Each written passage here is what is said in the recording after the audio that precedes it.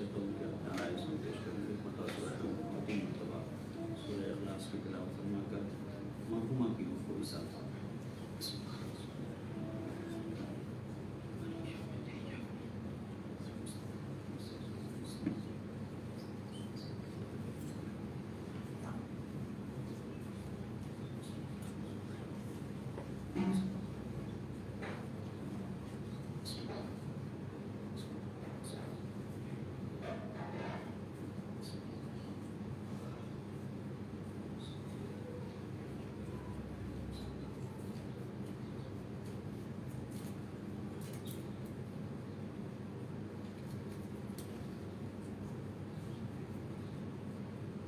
صلوات پڑھیں محمد وآلہ اللهم صل على محمد وآل محمد۔ سورہ جمعہ کی معروف آیت کہ جس میں موت سے بھاگنے والوں سے خطاب ہو رہا ہے اور اپنے حبیب تک یہ پیغام قل ان الموت الذی تفرون منہ فإنہ ملاقیکم، حبیب ان سے کہہ دیجئے کہ جس موت سے تم فرار کر رہے ہو فإنہ ملاقیکم، تو تم سے ملاقات کرے گی، تمہیں دھر دبوچے گی۔ ثم تردون الی عالم الغیب والشہادہ، اور اس کے بعد تم عالم غیب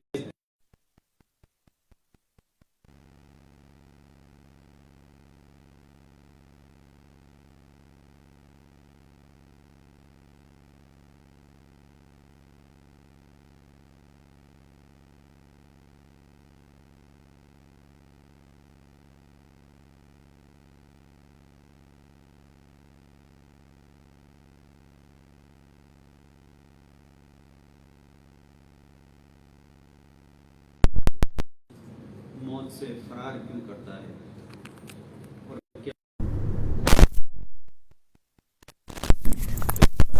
کی زحمت کو ختم کرنا ہے۔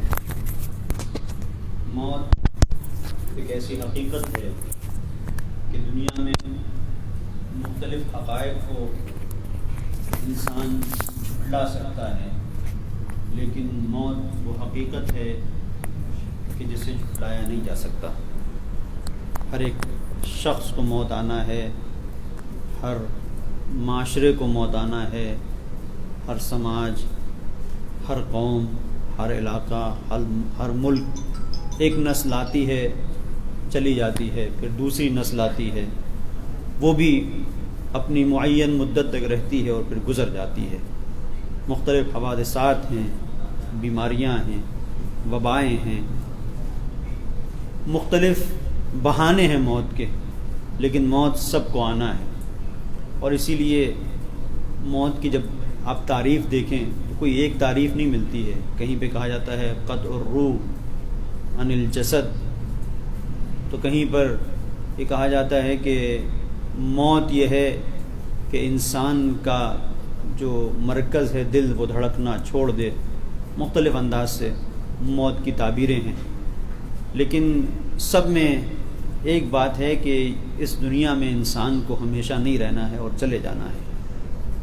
جب واضح ہے مشترکہ طور پر کہ ایک ایسا عارضہ انسان کے اوپر طاری ہوگا جب اس کے ہاتھ ہوں گے لیکن وہ حرکت نہیں دے سکے گا، اس کے پیر ہوں گے لیکن پیروں میں جنبش نہیں ہوگی، اس کی آنکھیں ہوں گی لیکن پتھرا جائیں گی، دیکھ نہیں سکے گا، اس کے کان ہوں گے لیکن سن نہیں سکیں گے، وہ اسی کو موت کہا جاتا ہے۔ لیکن جب یہ ہر ایک انسان کو پتہ ہے کہ سب پر یہ عارضہ نافذ ہونا ہے، آنا ہے، اور ہر ایک کے ساتھ ایک منزل آنا ہے کہ اسے موت سے ہمکنار ہونا ہے۔ کل نفس ذائقۃ الموت، ہر نفس کو موت کا مزہ چکھنا ہے، پھر فرار کیوں ہے؟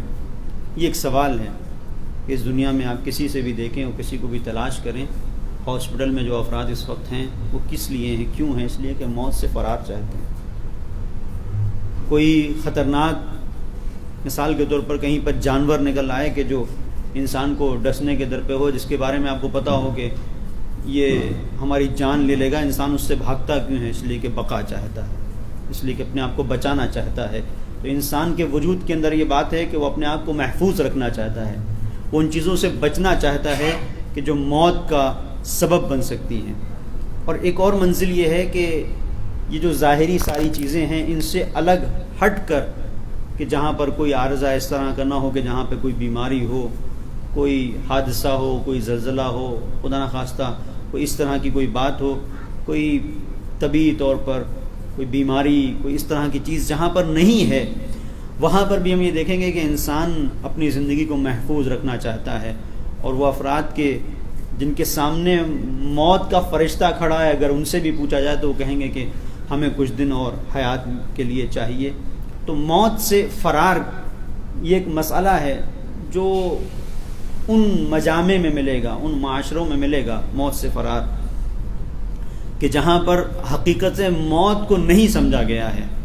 کچھ جگہیں ایسی بھی ہیں کہ جہاں پر انسان موت کو بلاتا ہے، وہاں پہ موت فرار کرتی نظر آتی ہے۔ ایسی بھی جگہیں ہیں، ہم نے اس طرح سے دیکھا کہ کربلا میں موت بھاگ رہی تھی اور موت کے اوپر لپک رہے تھے کربلا والے۔ یہ کہاں سے منزل پیدا ہوتی ہے؟ اسی کو آپ ذرا سا توجہ کریں گے کہ قل ان الموت الذی تفرون منہ فانہ ملاقیکم، کہ تم جس موت سے بھاگ رہے ہو فانہ ملاقیکم ثم تردون الی عالم الغیب والشہادہ، اس کے بعد تمہیں عالم غیب و شہادت کی طرف پلٹا دیا جائے گا، پھر تم نے جو کچھ کیا ہے اس کے بارے میں تمہیں خبر دی جائے گی۔ سوال یہ ہے کہ فرار انسان کرتا کیوں ہے موت سے؟ اسے پتہ ہے کہ موت آنا ہے، مرنا ہے ایک دن، فرار کیوں ہے؟ موت سے بھاگتا کیوں ہے؟ کوئی بھی انسان ہے، اس سے آپ دیکھیں، اس سے سوال کریں، پوچھیں کہ تم مرنا چاہتے ہو، کہے گا نہیں۔ بہت کم ایسے لوگ ہیں جن کا ایمان عالی ترین منزل پر ہے، جن کے پاس بندگی کے گوہر ہیں، ان کے لیے کوئی فرق نہیں کرتا۔ وہ کہتے ہیں کہ کل موت آنی ہے، آج آ جائے۔ ان سے آپ پوچھیں کہ موت سے تمہیں ڈر لگتا ہے، کہیں گے نہیں۔ کب مرنا چاہتے ہو؟ کہ جب خدا چاہے، ہم بالکل آمادہ ہیں۔ تو یہ ایک تصور ہے، اور ایک تصور یہ ہے کہ انسان موت سے بچنا چاہتا ہے، بھاگنا چاہتا ہے۔ قرآن کریم نے موت سے بھاگنے والوں کا تذکرہ اسی سورہ کے اندر، سورہ جمعہ میں کیا ہے، توجہ کیجیے گا۔ قل ان الموت الذی تفرون منہ فانہ ملاقیکم ثم تردون الی عالم الغیب والشہادہ فینبئکم بما کنتم تعملون۔ اور اسی کے بعد قل یا ایھا الذین ھادوا ان زعمتم انکم اولیاء للہ فتمنوا الموت ان کنتم صادقین۔ تو قرآن نے یہاں پر واضح کر دیا کہ موت سے کون لوگ بھاگتے ہیں اور کون لوگ موت کی تمنا کرتے ہیں۔ دونوں کو قرآن نے اسی آیت کے اندر پیش کیا ہے۔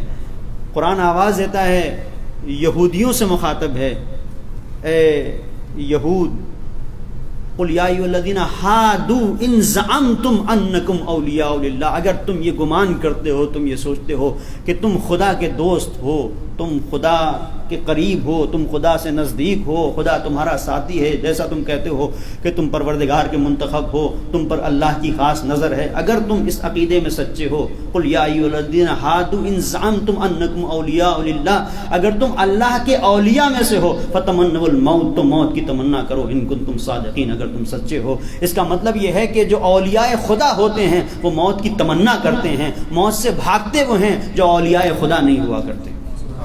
ایک صلوات پڑھ دیں محمد اور آل محمد پر۔ اللهم صل على محمد وآل محمد عجل فرجهم۔ قل یا ایھا الذین ھادوا ان زعمتم انکم اولیاء للہ فتمنوا الموت ان کنتم صادقین۔ پھر قرآن آواز دیتا ہے ولا یتمنونه ابدا بما قدمت ایدیہم واللہ علیم بالظالمین۔ یہاں پر بھی قرآن نے واضح کیا کہ موت سے فرار کیوں ہے؟ اس لیے فرار ہے کہ ولا یتمنونه ابدا بما قدمت ایدیہم، یہ ہرگز موت کی تمنا نہیں کر سکتے۔ کیوں نہیں کر سکتے؟ بما قدمت ایدیہم، جو کچھ انہوں نے کیا ہے۔ ان کے اعمال اس بات کی اجازت نہیں دیتے کہ موت کی تمنا کریں۔ جو کچھ انہوں نے کیا، انہیں پتہ ہے ہم نے کیا کیا ہے، ہمیں حساب دینا ہوگا، اس لیے موت کی تمنا کر ہی نہیں سکتے۔ اس کا مطلب یہ ہوتا ہے کہ جہاں جہاں پر بھی جرم پایا جاتا ہے وہاں موت کی تمنا نہیں ہوتی، اور جہاں انسان کے دامن کردار پر کوئی داغ نہیں ہوتا، کوئی جرم نہیں ہوتا، وہ موت کی تمنا کرتا ہے۔ اس لیے کہ پروردگار تو نے حیات دی ہے، تو حیات و موت کا مالک ہے، جب تک تو نے دی ہے زندگی ہے، جب تو چاہے گا لے لے گا۔ میں نے تیری راہ میں زندگی گزاری ہے تو مجھے پھر اس جرم کا کوئی مطلب ہی نہیں بنتا ہے کہ میں نے کوئی زندگی میں کوئی جرم کیا ہے۔ خطائیں ہو گئی ہیں، انجانے میں ہوئی ہیں، تو تواب ہے، تو رحیم ہے، تو غفار ہے، تو بخشنے والا ہے۔ تو یہ اس منزل پر کوئی بھی ایسا فرد جو خوف خدا دل میں رکھتا ہے وہ موت سے نہیں ڈرتا، لیکن ہاں مجرمین موت سے ڈرتے ہیں، اس لیے ڈرتے ہیں کہ جو کچھ انہوں نے کیا ہے اس کا انہیں جواب دینا ہے۔ اور قرآن کریم نے اسی کو پیش کیا ہے کہ یہ وہ افراد ہیں کہ جو نہ موت سے بھاگنے کو چھوڑیں گے اور نہ اپنے اس دعوے کی دلیل لے کے آئیں گے کہ ہم خدا کے سچے بندے ہیں، ہم خدا کے دوست ہیں، یا اپنے آپ کو دوست کہیں گے خدا کا کہ ہم خدا کے اچھے دوست ہیں اور خدا ہمیں محبوب رکھتا ہے، ہم خدا کو چاہتے ہیں۔ لیکن ہرگز اگر یہ خدا کو چاہتے تو موت کی تمنا کرتے، ہرگز ایسا نہ کرتے کہ موت سے فرار کرتے، اس لیے کہ ایسا ہو نہیں سکتا کہ ایک شخص کسی سے محبت کرتا ہو لیکن اس سے ملاقات نہ کرنا چاہے۔ ایک محبوب اپنے حبیب کو چاہتا ہے، ایک حبیب اپنے محبوب کا وصال چاہتا ہے۔ یہ کیسی دوستی ہے، یہ کیسی محبت ہے کہ تم خدا کے پاس جانا چاہتے ہو اور تمہیں فرار ہے؟ اس کا مطلب یہ ہے کہ تم نے جو خدا کا راستہ ہے اس راستے کو چھوڑ دیا ہے۔ جب اس راستے کو چھوڑ دیا ہے تمہیں پتہ ہے کہ جب تم اپنے محبوب کے پاس جاؤ گے، اگرچہ یہ محبوب نہیں ہے کہا جا سکتا ہے، وہ جو تم جھوٹے انداز میں اسے اپنا محبوب کہہ رہے ہو، جب تم جاؤ گے اس کے پاس، جب وہ سوال کرے گا کہ تم نے میری راہ میں زندگی گزاری تو تمہارے پاس کچھ بتانے کے لیے کچھ نہیں ہوگا۔ جب بتانے کے لیے کچھ نہیں ہوگا تو یہ موت سے فرار ہے۔ اور یہ بالکل واضح سی چیز ہے کہ جب انسان کے پاس تمہیدات ہوتی ہیں، مقدمات انسان نے فراہم کیے ہوتے ہیں، تو نتیجے سے نہیں ڈرتا۔ تو جو کہ جگہ کہ ایسا انسان ہے کہ جس نے مثال کے طور پر جسے امتحان دینا ہے، اس نے اپنی کتاب کو، اپنے سلیبس کو، جس چیز کا امتحان دیا ہے محنت سے پڑھا ہے، جو امتحان کی تاریخ آ رہی تو وہ پریشان نہیں ہے کیونکہ اس نے پڑھا ہے، کہیں سے بھی آ جائے گا وہ جواب دے دے گا، اس کی مکمل تیاری ہے۔ جس نے تیاری کی ہوتی ہے اس کے اندر خوف نہیں ہوتا ہے۔ لیکن اسی امتحان گاہ میں ہم دیکھتے ہیں جہاں کوئی ایک دم بالکل مطمئن ہے اور آیا اور آنے کے بعد وہ بیٹھا ہوا ہے، چہرے پر مکمل اطمینان ہے، وہیں پر ہم دیکھتے ہیں بغل میں ایسا شخص ہے جو کبھی گھڑی کو دیکھ رہا ہے، کبھی موبائل کو دیکھ رہا ہے، کبھی ادھر دیکھ رہا ہے۔ ایک حیرانی اور ایک پریشانی، کیوں؟ اس بنیاد کے اوپر کہ اس نے آمادگی نہیں کی ہے۔ جہاں پر آمادگی نہیں ہوتی وہاں تحیر ہوتا ہے، وہاں پریشانی ہوتی ہے۔ بالکل یہی مسئلہ موت کے ساتھ میں ہے۔ انسان اگر آمادہ ہوتا ہے تو ہر پل وہ آمادہ ہے، پروردگار کبھی بھی موت آ جائے، میری زندگی تیری راہ میں گزر رہی ہے، جب تک تو نے زندگی دی ہے زندگی ہے، جب تو لے لے گا زندگی تیری ہے۔ تو وہ کبھی موت سے فرار نہیں کرتا، لیکن موت سے فرار وہاں پر ہوتا ہے جہاں انسان آمادگی کا اظہار نہیں پاتا، اسے محسوس ہوتا ہے کہ اس کے وجود کے اندر کوئی کمی رہ گئی ہے۔ ایک صلوات پڑھ دیں محمد اور آل محمد۔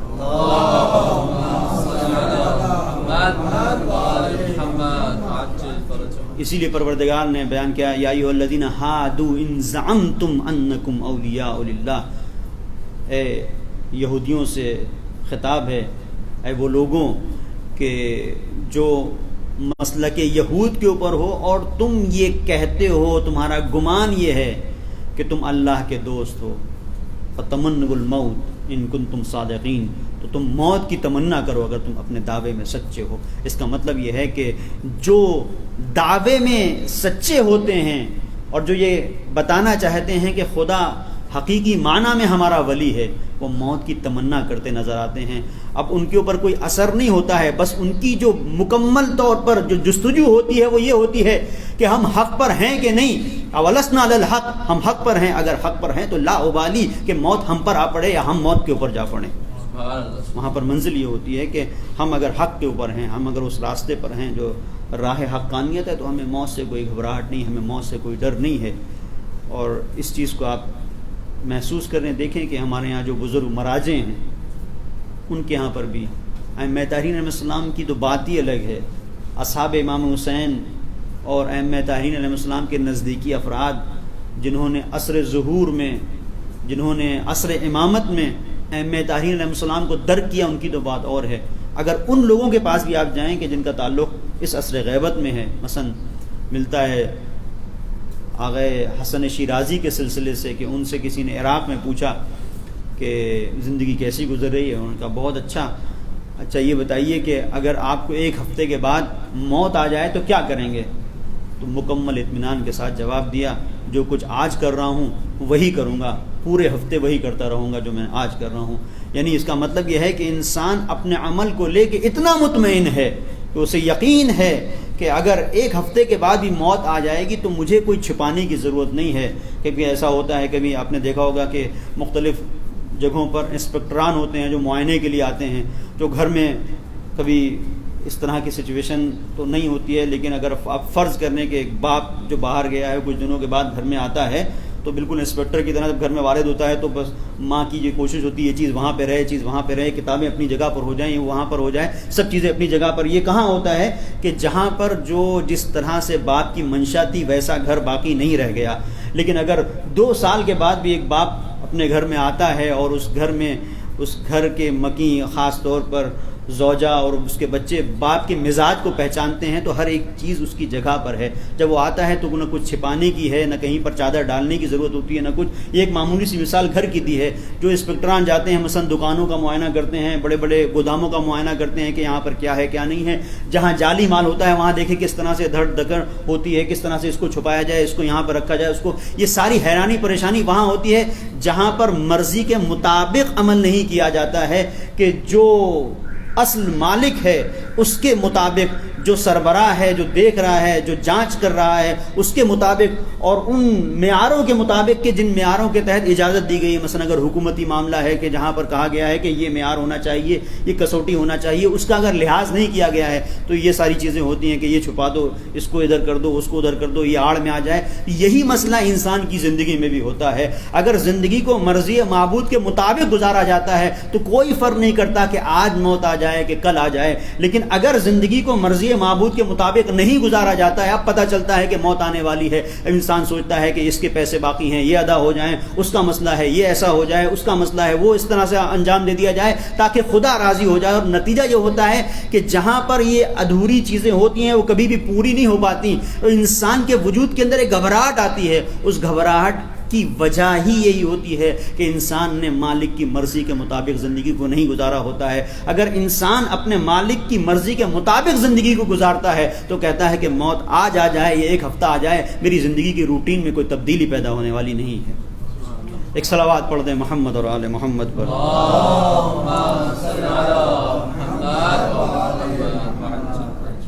اور اس کے پیش نظر ہوتا ہے ابدیت کا وہ منظر، ابدیت کا وہ مقام کہ جہاں پر ہمیشہ ہمیشہ اسے رہنا ہے. خاص طور پر علامہ طباطبائی کے سلسلے سے ملتا ہے کہ فرمایا کرتے تھے اپنے شاگردوں سے کہ ہمیں ہوشیار رہنے کی ضرورت ہے، ہمیں توجہ کرنے کی ضرورت ہے کہ ہمیں ایک بڑا سفر درکار ہے، ابدیت کا سفر درکار ہے، ہمیں اس پر توجہ کی ضرورت ہے. تو یہ وہ افراد ہیں کہ جو حقیقت موت کو بھی پہچانتے ہیں اور اس بات کو بھی پہچانتے ہیں کہ موت ایک فنا کا نام نہیں ہے، ایک دنیا سے دوسری دنیا میں قدم رکھنے کا نام ہے. اسی لیے بعض لوگ اس چیز کو بیان کرتے ہیں کہ منزل بقا کا پہلا قدم موت ہے. یہ فنا نہیں ہے، یہ نابودی نہیں ہے. اور یہ اس بنیاد پہ غور ہوتا ہے کہ ہم حقیقت سے واقف نہیں ہوتے ہیں، جیسا کہ امام ہادی علیہ السلام کے سلسلے سے ہے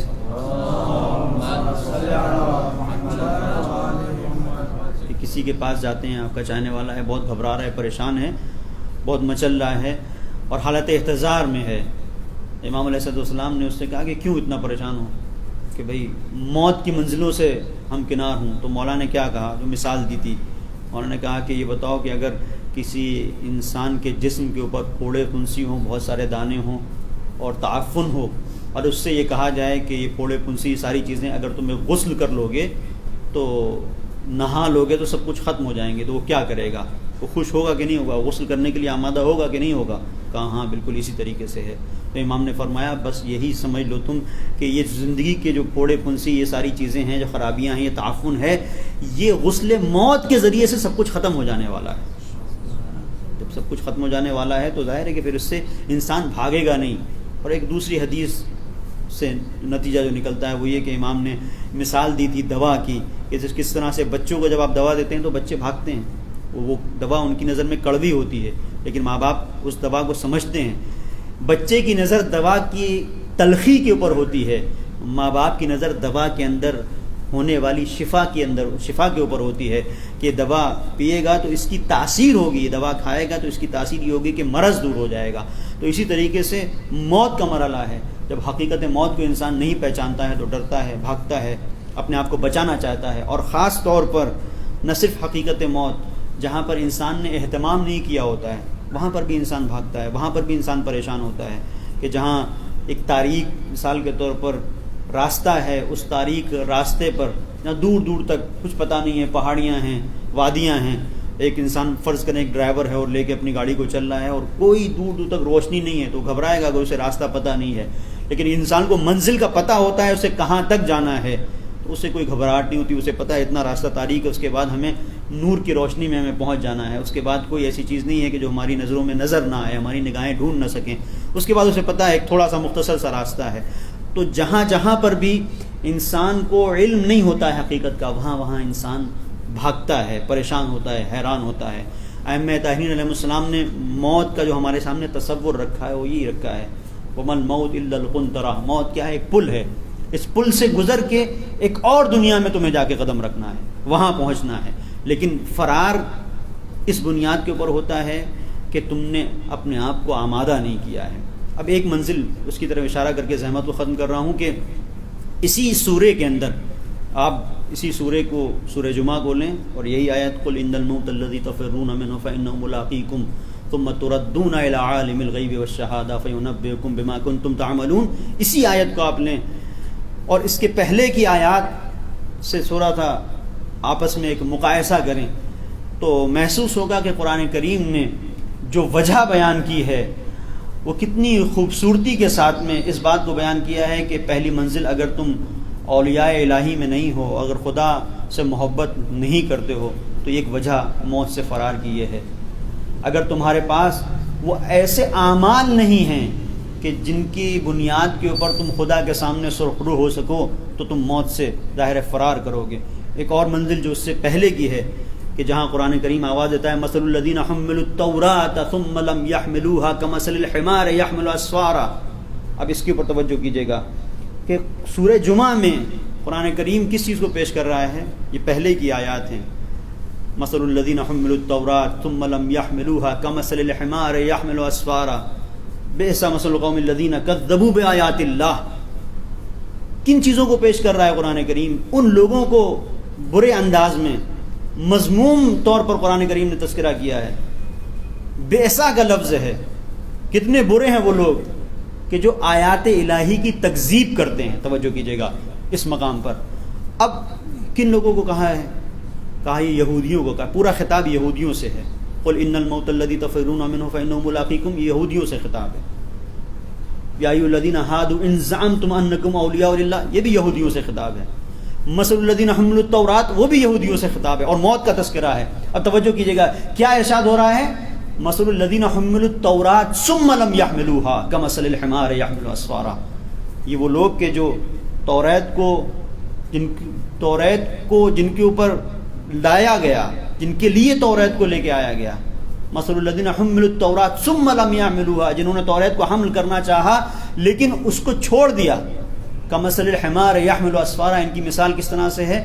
ان کی مثال اس گدھے کی طرح سے ہے جس کے اوپر جب وزن ڈالا جاتا ہے تو اب وہ کسی بھی چیز کو محسوس نہیں کرتا، صرف وہ وزن کو محسوس کرتا ہے۔ توجہ کیجیے گا، گدھے کے اوپر اگر آپ وزن کو ڈالیں گے، آپ اس کے اوپر کاغذ کا وزن رکھ دیں، اس کے اوپر پتھر رکھ دیں، اس کے اوپر کتاب رکھ دیں، بڑی سے بڑی کتاب مثال کے طور پر کئی جلد لمحہ اس کے اوپر رکھ دیں، اسے کوئی فرق نہیں پڑے گا کہ لمحہ رکھی، اصول رکھ دیں اس کے اوپر کوئی فرق نہیں پڑے گا، اصول رکھی، تفسیر رکھ دیں اس کے اوپر، وہ دیکھے گا ایک بوجھ ہے، بس ایک بوجھ ہے، اور وہ اپنے اوپر بوجھ پڑتے ہی چلنے کی کوشش کرے گا۔ توجہ کیجیے گا، یہ قرآن نے جو مثال دی ہے یہ قابل غور ہے، اور یہودیوں کے لیے یہ مثال ہے کہ مثل الذین حملوا التوراۃ ثم لم يحملوها، اس کے بعد وہ آگے نہیں بڑھ سکے۔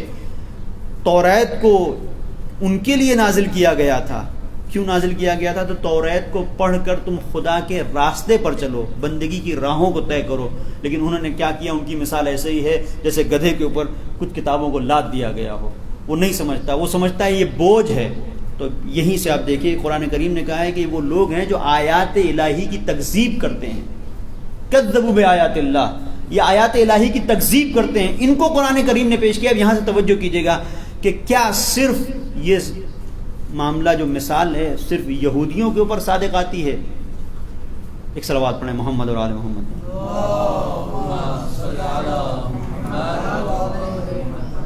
مجھے لگا وقت گزر گیا ہے، ایک اور صلوات پڑھ دیں محمد و آل محمد۔ تو اب اس کو محسوس کیجیے گا کہ صرف یہ یہودیوں کے لیے ہے یا نہیں؟ اللہ کی کتاب توریت بھی تھی، اللہ کی کتاب قرآن بھی ہے، توجہ کیجیے گا۔ اور اللہ کی کتاب اگر قرآن بھی ہے تو ہمیں سوچنا ہے کہ قرآن کو ہم اپنی زندگی میں بار سمجھتے ہیں، بوجھ سمجھتے ہیں، یا قرآنی مفاہیم کو سمجھنے کی کوشش کرتے ہیں۔ یہودی کیا کرتے تھے؟ یہودی کیا توریت کی تلاوت نہیں کیا کرتے تھے؟ ایک لمحہ فکریہ ہے، یہودی کیا توریت کی تلاوت آج بھی آپ دیکھیں بیت المقدس میں، آپ دیکھیں جو جب اس خاص دیوار کے سامنے وہ جاتے ہیں تو کس طرح سے تلاوت کر رہے ہوتے ہیں، آج بھی تلاوت کرتے ہیں۔ تو تلاوت تو وہ کل بھی کر رہے تھے۔ اس کا مطلب یہ ہے کہ پروردگار نے کسی اور بات کی طرف متوجہ کیا ہے کہ تم صرف اگر تلاوت کرو اور توریت کے بتائے ہوئے راستے پر نہ چلو تو تمہاری مثال ایسی ہے جیسے گدھے کے اوپر کتابوں کو لاد دیا گیا ہو۔ اور صرف یہ مخصوص پھر توریت سے نہیں ہے، ٹھیک ہے کہ مثال یہودیوں کے دی ہے، لیکن اگر یہی کام کوئی مسلمان کر رہا ہو کہ جہاں پر تلاوت تو کی جا رہی ہے، مختلف اسالیب میں قرآن کی قرأت تو ہو رہی ہے، لیکن قرآن کریم کس بات کی طرف متوجہ کر رہا ہے، کس بات کی طرف پکار رہا ہے، کس بات کی طرف بلا رہا ہے، کس بات کی طرف دعوت دے رہا ہے، اس کی طرف توجہ نہیں ہے۔ آپ دیکھیں جب اس کی طرف توجہ نہیں ہے تو مثال ایسے ہی ہے جیسے گدھے کے اوپر کتاب کو لاد دیا گیا ہو۔ یہ وہ لوگ ہیں جسے قرآن کہتا ہے کہ آیات الہی کی تکذیب کر رہے ہیں۔ ہم تو کہتے ہیں کہ ہم قرآن پر ایمان لے کے آئے، یہودی بھی یہی کہتے تھے کہ ہم توریت پر ایمان رکھتے ہیں، لیکن ایمان رکھتے ہیں کا مطلب یہ نہیں ہے کہ تم صرف اس کی تلاوت کرتے رہو، زندگی کو تمہیں جیسا سمجھ میں آئے ویسا گزارو۔ نہیں، اگر تلاوت کرتے ہو تو حق کے تلاوت یہ ہے کہ اس کے مفاہیم کے اوپر بھی غور کرو۔ موت سے فرار کی ایک وجہ یہ ہے کہ جو کتاب پروردگار ہے اس کتاب پروردگار کا حق اگر انسان ادا نہیں کرتا ہے تو موت سے فرار اختیار کرتا ہے، اور جو اس کتاب کے مفاہیم کو اپنے وجود کا حصہ بنا لیتا ہے وہ موت سے فرار نہیں کرتا، وہ مختلف ملکوں کی خاک چھانتا ہے، موت کو تلاش کرتا ہے۔ شہید قاسم سلیمانی سے جب پوچھا گیا کیا کر رہے ہیں، کہتے ہیں کہ میں شہادت کو تلاش کر رہا ہوں، شہادت کو ڈھونڈ رہا ہوں کہ مجھے کہاں شہادت ملے گی، اس لیے کہ قرآن وجود کا حصہ بن گیا۔ جب قرآن وجود کا حصہ بن گیا تو دوسروں کو نجات دینے کے لیے نکلتا ہے انسان، اور ایک ذرہ برابر بھی موت سے نہیں گھبراتا۔ ایک صلوات پڑھ دیں محمد اور آل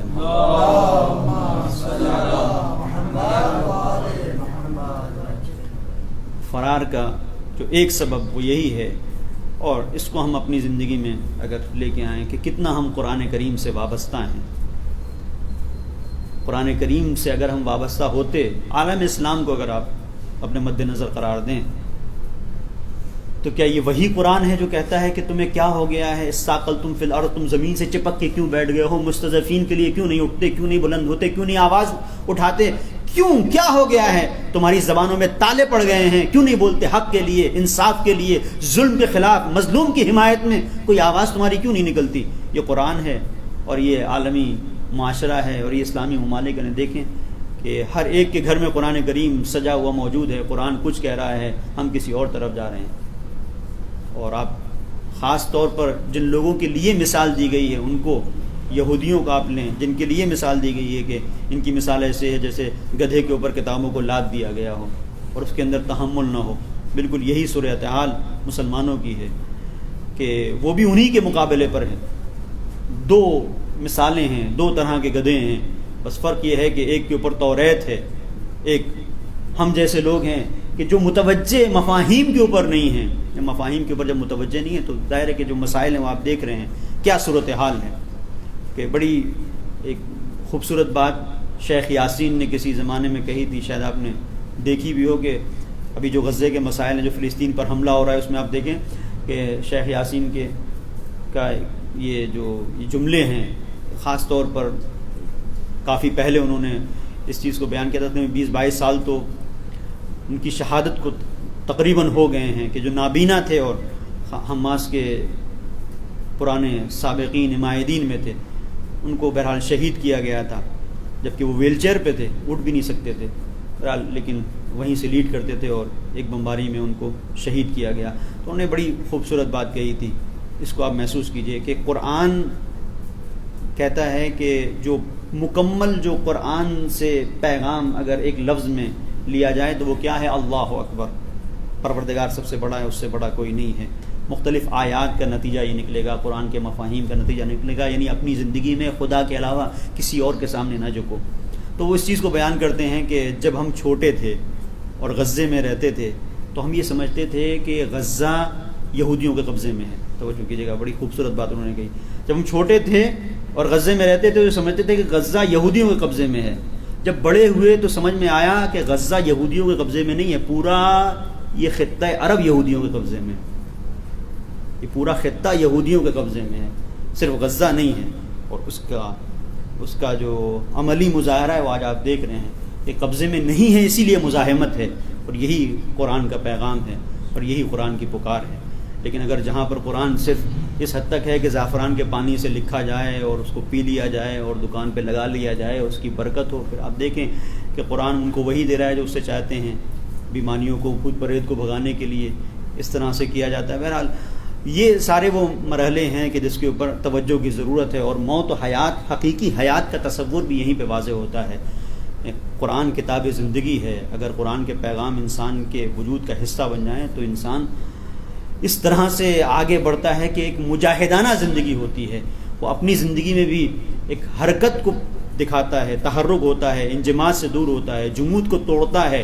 اسی طریقے سے دوسروں کی زندگی میں بھی وہ جمود کو توڑتا نظر آتا ہے۔ ایک صلوات پڑھ دیں محمد اور آل محمد۔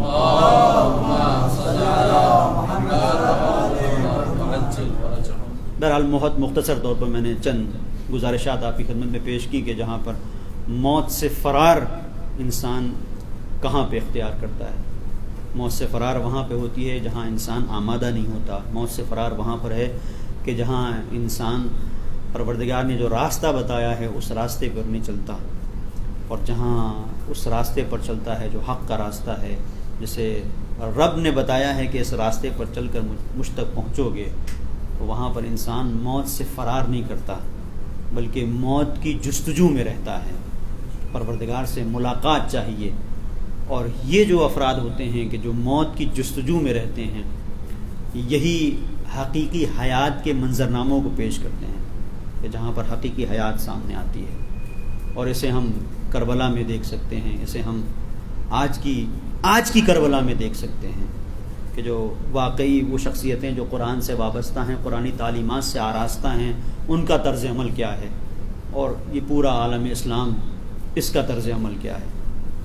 اور یہ یہاں سے بس ایک گریز اور زحمت کو ختم کر رہا ہوں کہ آپ دیکھیں کہ جو ظاہری طور پر صرف سانسوں کے تسلسل کو حیات کا نام جہاں پر دیا جاتا ہے، جو ظاہری فکر ہے، وہاں پر سمجھتے ہیں کہ اگر یہ سانس نکل گئی، ختم ہو گئی تو انسان مر گیا۔ تو ان کا یہ گمان یہ ہے کہ اگر کسی عمارت کو منہدم کر دیا گیا تو وہ ختم ہو گئی۔ توجہ کیجیے گا، ظاہری سانس کا اگر سلسلہ ختم ہو گیا تو انسان گیا۔ وہ یہ سمجھتے ہیں کہ ظاہری طور پر اگر کسی عمارت کو ڈھا دیا گیا تو وہ ختم ہو گئی۔ ان کو نہیں پتا کہ کچھ گھر ایسے ہیں فی بیوت اذن اللہ ان ترفع، جنہیں پروردگار نے رفعت بخشی ہے، یذکر فیہا اسمہ ویسبح لہ فیہا بالغدو والآصال، کہ صبح و شام اس میں ذکر پروردگار ہوتا ہے، اور جن گھروں کی رفعت کی ذمہ داری خدا لیتا ہے انہیں منہدم کر کے مٹایا نہیں جا سکتا۔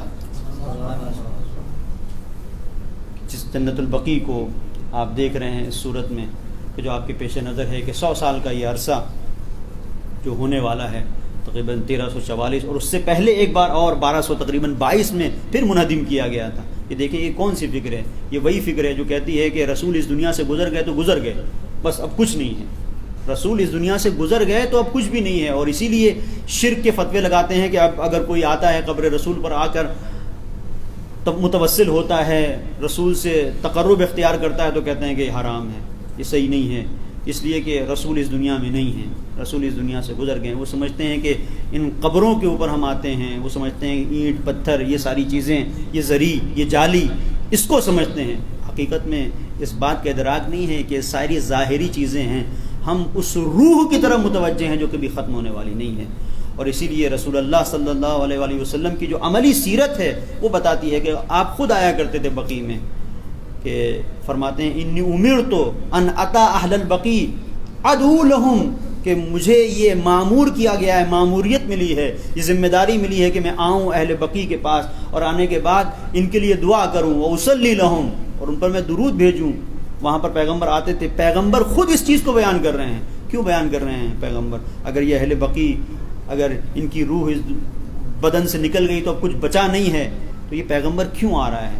اس پیغمبر کی یہ عملی سیرت ہے جو بیان کر رہی ہے کہ تم ظاہری طور پر یہ سب دیکھ رہے ہو، کہ جہاں توجہ کی ضرورت ہے کہ جو ذات ہے کہ جس کے وجود کے اندر روح ہے، اس کی روح خدا سے جڑی ہوئی ہے، اور خدا سے اگر کوئی جڑ جاتا ہے تو اس کے اندر آثار مرتب ہوتے ہیں، آثار مرتب ہوتے ہیں. اسی طریقے سے ایک استاد تھے، پہنچے وہاں پر بہرحال کسی مقام ابراہیم، مقام اسماعیل پر کسی جگہ انہوں نے چاہا کہ چومے بڑھ کر، تو وہاں کے جو متوع ہوتے ہیں انہوں نے روکا کہ بھئی یہ کیا کر رہے ہو، اس لیے کہ اب یہ تو کچھ بھی نہیں ہے، ان کی نظر میں تو شرک ہے. تو انہوں نے بڑا خوبصورت جواب دیا تھا کہ یہ بتاؤ کہ جناب یوسف اور یعقوب کی داستان سنی ہے کہ جب جناب یوسف نے اپنا پیرہن بھیجا ہے، فلما ان جاء البشیر والقى على وجهه فارتد بصيرا، تو یہ منزل ہے کہ جب یہ پیراہن جناب یعقوب نے اپنی آنکھوں پہ لگایا ہے تو ان کی آنکھوں کی بینائی جو چلی گئی تھی واپس آ گئی، آنکھوں میں نور آ گیا. تو کیوں آ گیا؟ اس میں کوئی دوا تھی، کوئی خاص چیز چھڑک کے دوا بھیج دی گئی تھی، کیا ہوا تھا؟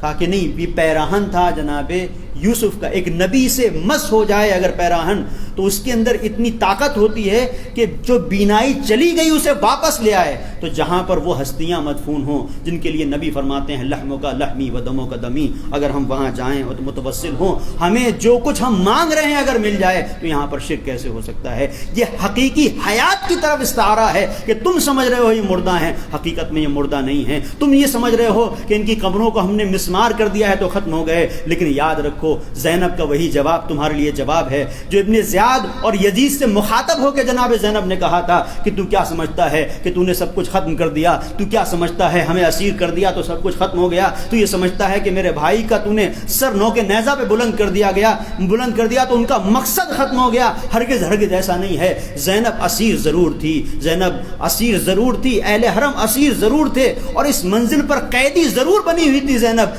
قیدی کی صورت میں آئی تھی اور وقت کے بادشاہ کے سامنے کھڑی تھی، لیکن مکمل اختیار تھا، اس لیے کہ حقیقی حیات کی مالک تھی زینب، اور آواز دے رہی تھی کد قیدک وسع سایک وناسب جہدک واللہ لا تمہو ذکرنا ولا تمیت وحینا.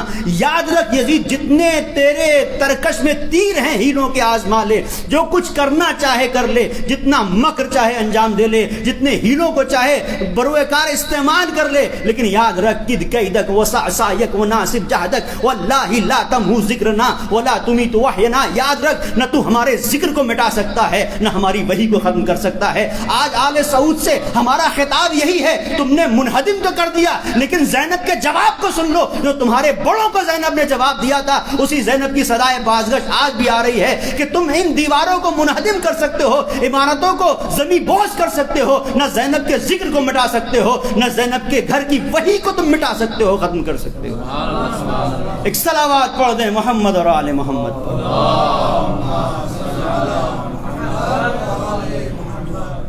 اس لیے کہ ظاہری یہ نظر ہے کہ سمجھتی ہے کہ حیات یہ ہے، موت و حیات کا تصور ہی الگ ہے. بس عزیزوں، یہ گفتگو پھر اور نہ چڑھ جائے یہیں پر روکتے ہوئے کہ ایک مرحومہ کے ایصال ثواب کی مجلس ہے اور مناسبت جنت البقیع کے انہدام کی ہے. آج یہ 100 سال کا عرصہ ہے کہ جب اس کی یاد تازہ ہوتی ہے تو ہمارے زخم بھر جاتے ہیں. بہت سخت ہے ہمارے لیے، کسی بھی چاہنے والے کے لیے بہت سخت ہوتا ہے کہ جس کی یادیں اس سے وابستہ ہوں.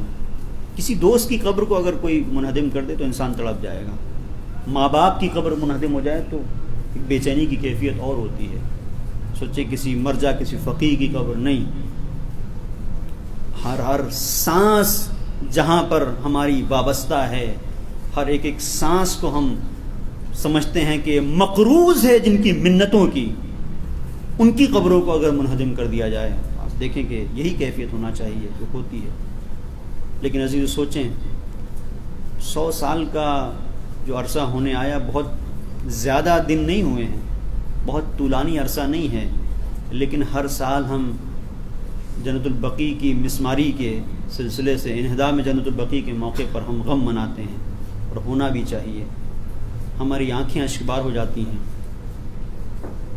سینہ پھٹنے لگتا ہے جب ہم بقیع کی جانب ہماری نظر جاتی ہے.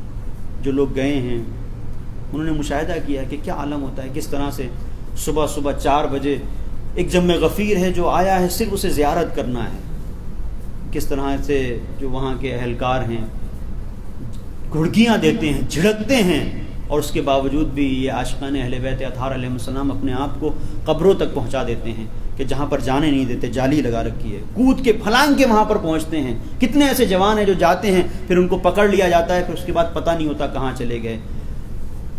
گھر والے انتظار کرتے رہتے ہیں، لیکن وہ ایک عشق ہے، ایک محبت ہے اہل بیت اطہار علیہ السلام سے جس کی بنیاد کے اوپر ایسا ہوتا ہے. اور ہم بے چین ہو جاتے ہیں. ہر سال یہی ہے، ہر سال جب تقریب کا یہ موقع آتا ہے، یہ 8 شوال کی مناسبت آتی ہے تو دل تڑپ جاتا ہے. سوچے عزیزو، ہم نے اپنی آنکھوں سے دیکھا تو نہیں کہ کس طرح سے ان مقدس مزاروں کو مسمار کیا گیا، کس طرح سے انہیں منہدم کیا گیا، ہم نے نہیں دیکھا. لیکن ایک اس در سے وابستگی کی بنیاد کے اوپر ایک زندہ احساس پرورش پا رہا ہے ہمارے سینوں میں، جس کا نتیجہ یہ ہے کہ ہمارے دل سے ایک آہ نکلتی ہے کہ ہمارے آباء و اجداد کی قبریں تو ہیں، لیکن جن کی تعلیمات سے آراستہ ہو کر ہمارے آباء و اجداد نے ہمیں راہ حقانیت کی طرف نشاندہی کی، ان ہستیوں کی قبریں سونی ہیں. آج ہمارے آباء و اجداد، ہمارے باپ دادا، ہماری مائیں، جو بھی اس دنیا سے رخصت ہو گئے، جو بھی افراد جن کا تعلق ہم سے تھا، قبرستان میں ہمیں پتہ ہے کہ یہاں پر ان کی قبر یہ ہے، وہاں پر نشانی ہے، روشنی ہے، چراغ جلانے والے موجود ہیں. لیکن افسوس ہے ائمہ بقیع کی قبور کے سلسلے سے کہ جہاں پر کوئی بھی نہیں ہے. عزیزو، بس ایک حساس پہلو اور زحمت کو ختم کر رہا ہوں. آج اس دنیا میں جب 100 سال سے زیادہ کا عرصہ نہیں ہوا ہے، صرف تقریب کی بات ہوتی ہے جنت البقیع کی، ہم تڑپ جاتے ہیں. ہم نے دیکھا نہیں ہے کہ تقریب کیسے ہوئی، ہم نے دیکھا نہیں ہے کہ ان آثار کو کیسے منہدم کیا گیا.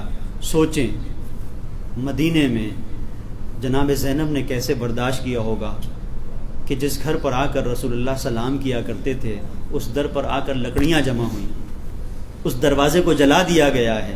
یہ زینب نے، یہ ام کلثوم نے، جناب حسن، جناب امام حسین علیہ السلام نے اپنی آنکھوں سے دیکھا ہے. اور عزیزو، چونکہ ایک مرحومہ کی سال ثواب کی مجلس ہے، اس سلسلے سے ذرا سا آپ اگر تھوڑی سی توجہ دیں اور دیکھیں کہ کتنا عجیب و غریب ایک کیفیت ہے اس دنیا سے. جب بھی ہمارا کوئی اٹھتا ہے، گزر جاتا ہے، تو ہم کسی نہ کسی طریقے سے اسی اہل بیت کے در پر آتے ہیں اور ان کا تذکرہ کرتے ہیں. اگر کسی خاتون کا انتقال ہوتا ہے تو ہم کوشش یہ کرتے ہیں کہ بی بی زہرا سلام اللہ علیہ کے مصائب، ان کی مصیبتوں کو یاد کریں. کتنا سخت ہوگا بی بی زہرا سلام اللہ علیہ کے لیے کہ ان کا بیٹا یہ دیکھ رہا ہے کہ وہ صاحبان جو بی بی نے بنایا تھا اپنے بابا کو رونے کے لیے، اسے بھی مسمار کر دیا گیا، اسے بھی منہدم کر دیا گیا. اور عزیزو، ایک پہلو ہے، بس احمد کو ختم کر رہا ہوں، وہ پہلو یہ ہے کہ کتنا سخت ہوگا بی بی کے لیے، خاص طور پر وہ 4 ائمہ طاہرین علیہ السلام جو بقیع میں مدفون ہیں، ان کے مزارات کو مسمار کر دیا گیا، منہدم کر دیا گیا. قبروں پر کوئی چراغ جلانے والا نہیں ہے. میں نے کہہ دیا اور آپ نے آسانی سے سن لیا، یہاں پر جو ایک شخصیت ہے جسے سید الساجدین کہا جاتا ہے، جسے زین العابدین کہا جاتا ہے، اس کی حساسیت کو آپ دیکھیں کہ کتنا امام چاہتے ہیں، کتنا چاہتے ہیں کہ جو شخصیتیں بعنوان امام اس دنیا میں ہیں ان کی نشانی قبر تو رہے. کوئی تو ہو جو قبر پر آئے اور آنے کے بعد فاتحہ پڑھے، کوئی تو ہو جو قبر پر آئے اور آنے کے بعد اس قبر کی غربت کو دور کرے. اس کو اگر ہمیں دیکھنا ہے تو کربلا میں اس منزل پر دیکھیں کہ جہاں پر امام زین العابدین علیہ السلام ہیں اور ایک کاروان کو گزارا جا رہا ہے. 11 محرم ہے، ایک پھوپھی ہے، ایک بھتیجا ہے، بھتیجے کی نظر لاشوں پر ہے، پھوپھی کی نظر بھتیجے کے چہرے کے اوپر ہے. ایک مرتبہ دیکھتی ہیں، ایک اثر آتا ہے، ایک رنگ چہرے پر آتا ہے، ایک رنگ چہرے سے جاتا ہے. سیدہ سید سجاد یہ میں تمہیں کس عالم میں دیکھ رہے ہوں, کیا تم دم توڑ دو گے؟ ایک مرتبہ آواز دیتے ہیں سر کو جھکا کے, سید سجاد اے پھوپھی اماں آپ نہیں دیکھتی, انہوں نے اپنے کشتہ نجس کو تو دفنا دیا ہے, میرے بابا کا جنازہ ارے بے گور و کفن پڑا ہے. آپ سوچیں کہ امامت کا دل کس طرح سے دھڑکتا ہے, کتنی حساسیت ہوتی ہے, کتنی دور تلک دیکھتی ہے نظر امامت. اے پھوپھی اماں, وہیں پر ایک مرتبہ جناب زینب نے پڑھ کر حدیث ام ایمن سنائی ہے, اے بیٹا سید سجاد گھبراؤ نہیں, میں نے خود اس حدیث کو اپنے بابا سے سنا ہے. حدیث ام ایمن سنائی ہے کہ ایسا ہی نہیں رہے گا, ایک دن وہ آئے گا جب یہاں پر مزار بنے گا, ایک دن وہ آئے گا جب روضہ تعمیر ہوگا, ایک دن وہ آئے گا جب لوگوں کا ہجوم ہوگا. شاید زینب کی یہ دعا کا اثر تھا, اور زینب نے یہ بتایا حدیث ام ایمن کو, اور سید سجاد کی تمنا تھی کہ آج ہم کربلا میں دیکھ رہے ہیں بین الحرمین, کب رات ہوتی ہے پتہ نہیں چلتا, کب صبح ہوتی ہے, صبح شام کوئی یا حسین کہہ رہا ہے, کوئی یا عباس کہہ رہا ہے, ہر طرف ایک رونق ہے, لوگ آ رہے ہیں, لوگ جا رہے ہیں, اور یہی حال روضہ جناب زینب کا ہے. عزیزو ایک منزل تک لے کے آنا چاہتا ہوں, مرحومہ کی ایصال ثواب کی مجلس ہے, پروردگار ان کی مغفرت فرمائے, ان کے درجات کو بلند کرے.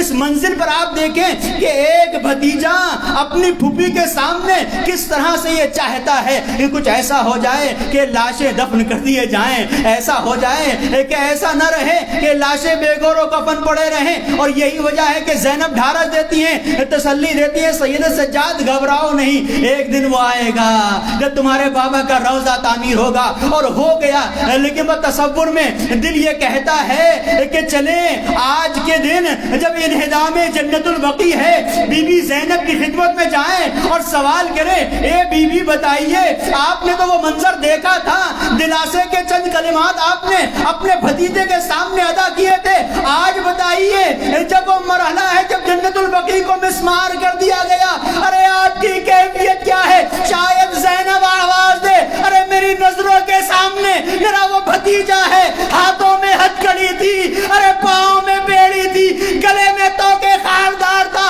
ہمیں اس جگہ سے گزارا جا رہا تھا جہاں شہداء کے لاشیں تھے, ارے میرا بھتیجا تڑپ گیا.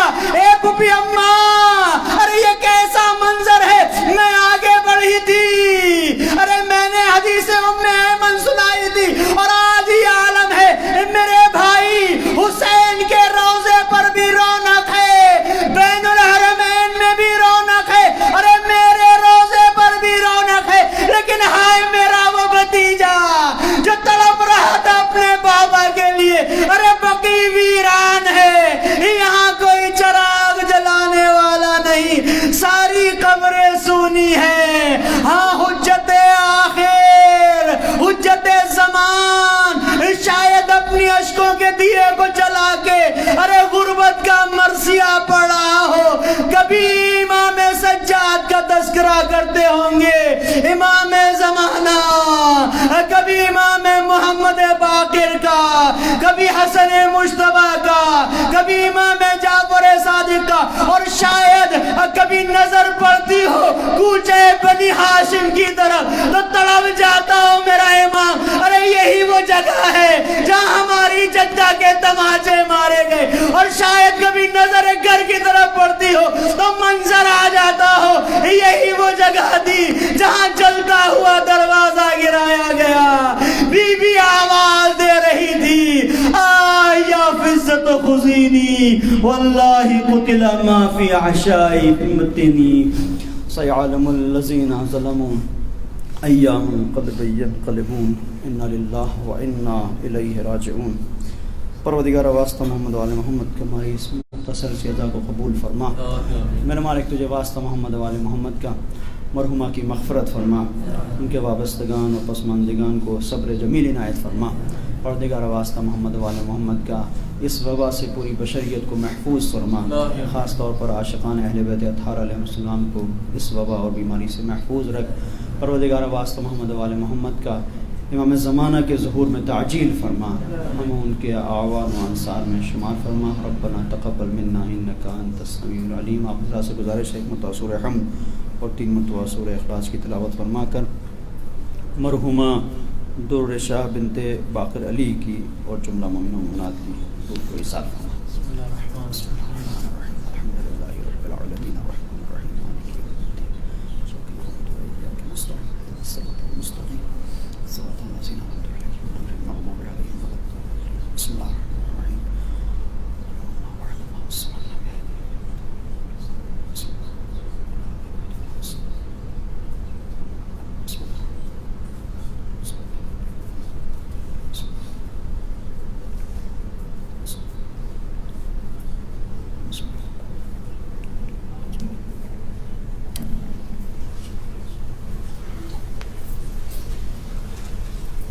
السلام عليك يا أبا عبد الله.